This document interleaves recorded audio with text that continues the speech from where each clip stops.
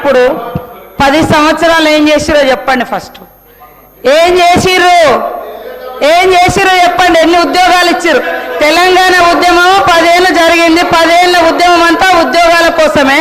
మరి మీరు అధికారంలోకి వచ్చి 10 ఏళ్లలో ఎన్ని ఉద్యోగాలు ఇచ్చిర్రు అధ్యక్ష?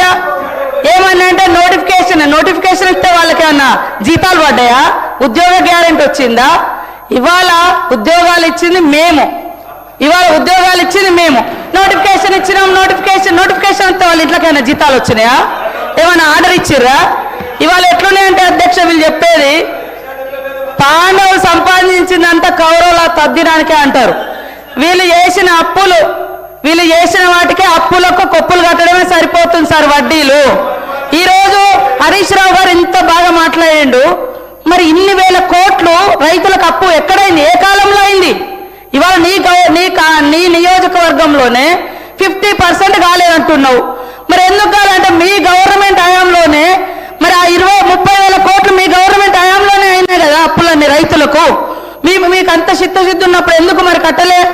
మీరు ఏకకాలంలో 1,00,000 రూపాయలు రుణమాఫీ చేస్తా అన్నారు. ఏడ చేసిరు అంటున్నా. చేస్తే మేము వచ్చి 6 నెలల తర్వాత వెంటనే రైతు రుణమాఫీ అయింది. 6 నెలల్లో చేసుకున్న అప్పు కాదు కదా రైతులది. ఇవాళ యాసలు ప్రాసలు ఇప్పుడు బాగా మాట్లాడుతున్నారు సార్. మేము 2.5 ఏళ్ళకే మీకు అంత బాధ అవుతుంది. 10 ఏళ్ళు ఏం చేసారో లెక్కలతో సహా చెప్పండి. ఎన్ని లక్షల మందికి ఉద్యోగాలు ఇచ్చిర్రు? ఎన్ని లక్షల మందికి ఇల్లు ఇచ్చిర్రు? ఎన్ని లక్షల మందికి రుణమాఫీ చేసిర్రు? ఎన్ని లక్షల కోట్లు రుణమాఫీ చేసిర్రు? అవన్నీ చెప్పాలి కదా. అవి చెప్పకుండా ఎంతసేపు మేము గొప్ప. మీరు గొప్ప అయితే మీ సొంత నియోజకవర్గం రైతులే అనేక మంది మీ హయాంలోనే చాలా మంది చనిపోయారు. అదేవిధంగా ఇప్పుడు మీరు చెప్తున్నారు ఇన్ని వేల కోట్ల అప్పు ఉంది మీ నియోజకవర్గంలో అని. మరి ఎందుకు చేసుకోలేకపోయారు అధ్యక్ష? ఫైనాన్స్ మినిస్టర్గా ఉన్నారు, మీ గవర్నమెంటే ఉంటుంది. ఇవాళ కేవలం రాళ్ళేసుడు. మేము గొప్ప. మీ బాధ అంతా హరీష్ అన్న, మీ బాధ అంతా అధికారం పోయిందని అంతే తప్ప ఇంకోటి కాదు. అయ్యో అనకమ్మా 10 ఏళ్ళు ఇక్కడ అనుభవించారు, నువ్వు అక్కడ పోయినావు అధికారం అనుభవించి దొరసారి ఏమంటే కాంగ్రెస్ నాకు ఏం చేసింది బాగా అనిపించింది. మాలాంటి వాళ్ళ వీడియోలు చూస్తుంటే కాంగ్రెస్ ఏం చేసిందా? ఇవాళ మాట్లాడడానికైనా మనం చేసింది మనం గొప్పగా చెప్పుకోవాలి. చేసిన దాని మీద కూడా మన్ను పోసుడు గొప్ప కాదు. చేసింది కూడా మన్ను పోసి మేము ఎక్కడ ఉంటే అక్కడ గొప్ప అని చెప్పుకోవడం కాదు. ఎస్ మా హయాంలో నేను ఉన్నప్పుడు ఇక్కడ చేసిన, ఇప్పుడు చేయలేకపోయినాం అని చెప్పుకోవాలి. కానీ సీటు మారంగానే చరిత్ర అంతా చేంజ్ అయిపోతుందా అధ్యక్ష? చేంజ్ అయిపోతుందా? అట్లా ఉంది. కాబట్టి వాళ్ళ బాధ నిజంగా ప్రజల మీద ఉంటే 10 ఏళ్ళు వచ్చే టైం మీకు. మరి ఇవన్నీ మీరు చేసి ఉంటే మేము ఇవ్వాల్సిన పేదరికం ఇంతెందుకుండు, మేము ఇవన్నీ చేస్తామని ఎందుకు ఒప్పుకునే వాళ్ళం? మీరు చేసిన అప్పులన్నీ కూడా ఇవాళ అప్పులకు వడ్డీలు ఇవే సరిపోతున్నాయి. అయినా మేము చేస్తున్నాం. ఇవాళ రాష్ట్రంలో ఉన్న 1.5 కోటి పేదలకు ఇవాళ సన్నబియ్యం ఇస్తుంటే మీరు ఓర్వలేకపోయారు. ఇవాళ మేము ఇందిరమ్మ బీమా జీవిత బీమా పెడితే ఓర్వలేకపోతున్నారు. ఏం ఓర్వలేకపోతున్నారు? బాధంతా మీకు బాధ ఉంది తప్ప పేదోడికి ఇల్లొస్తే మీకు సంతోషం లేదా? మీరు ఇయ్యరైతురి. మీరు ఎన్ని ఇళ్ళు ఇచ్చారు? 10 ఏళ్లలో ఎన్ని ఇళ్ళు ఇచ్చారు చెప్పండి. మేము ఈ 2 ఏళ్లలో ఎన్ని ఇచ్చినాం మేము చెప్తాం. మరి చెప్పకుండా కేవలం మట్టి పోసుడు దుమ్ము పోసుడు కాదు. మీరు చేసే చెప్పుకుంటూ మేమేం చేయాలో అది చెప్తే బాగుంటుందని కోరుతా ఉన్నా అధ్యక్ష. అధ్యక్ష, ఇప్పుడు ఆ రోజు మేము బడ్జెట్ ప్రవేశపెట్టినాము, దాని మీద చర్చ జరిగింది, బిల్లు పాస్ అయింది, దాని మీద ప్రజలు తీర్పు ఇచ్చిండ్రు. దట్స్ ఓవర్ అధ్యక్ష. ఇప్పుడు మీరు బడ్జెట్ ప్రవేశపెట్టిండ్రు, మీ బడ్జెట్ మీద మేము మాట్లాడుతున్నాం. మా బడ్జెట్ మీద మాట్లాడదామంటే టైం పెట్టండి, గత బడ్జెట్ మీద డిస్కస్ చేద్దామంటే ఇంకొక రోజు ఫుల్గా మాట్లాడదాం అధ్యక్ష. 2.5 ఏళ్ళు అయ్యాక ఇంకా మీ కథ, మీ బడ్జెట్, మీ లెక్కలు అని చెప్పుకుంటా ఇంకా ఎంతకాలం గడుపుతారు అధ్యక్ష? ఇప్పుడు చర్చ జరుగుతున్నది బట్టి గారు ప్రవేశపెట్టిన బడ్జెట్ మీద. డెఫినెట్గా దాని మీద మాట్లాడతాం కదా అధ్యక్ష. మీరు మా బడ్జెట్ మీద మాట్లాడదామంటే పెట్టండి.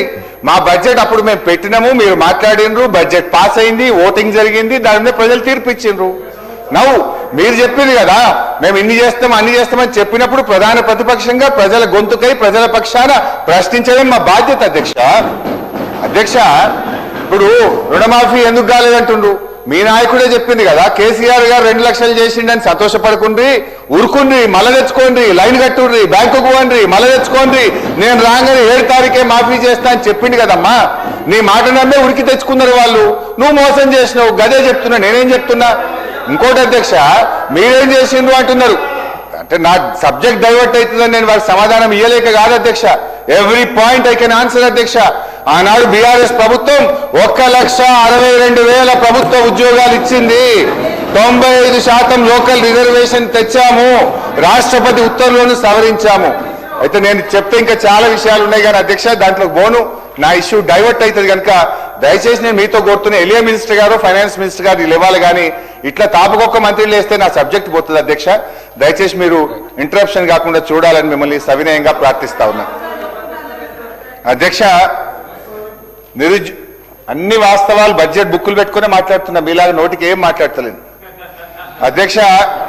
నేను ఫైనల్ ఒకటే చెప్తున్నా అధ్యక్ష, గౌరవనీయులు భట్టి గారితో, రాష్ట్ర ప్రభుత్వంతో ఆనాడు నిరుద్యోగులను ఓటింగ్ మిషన్ల లెక్క మీరు వాడుకున్నారు అధ్యక్ష. ఇప్పుడు వాళ్ళ నెత్తురు కళ్ళ చూస్తున్నారు అధ్యక్ష.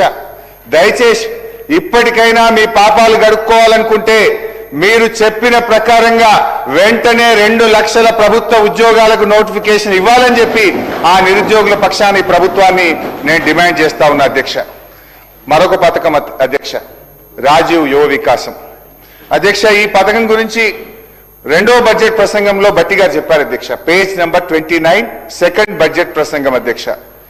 ఎస్సీ, ఎస్టీ, బీసీ, మైనార్టీలు మరియు ఆర్థికంగా వెనుకబడ్డ వర్గాల యువతకు స్వయం ఉపాధి కల్పన కోసం రాజీవ్ యువ వికాసం అనే పథకాన్ని ప్రారంభించాం. ఈ పథకం యువతకు ఉపాధి కల్పనలో ఒక గేమ్ చేంజర్ గా నిలుస్తుంది.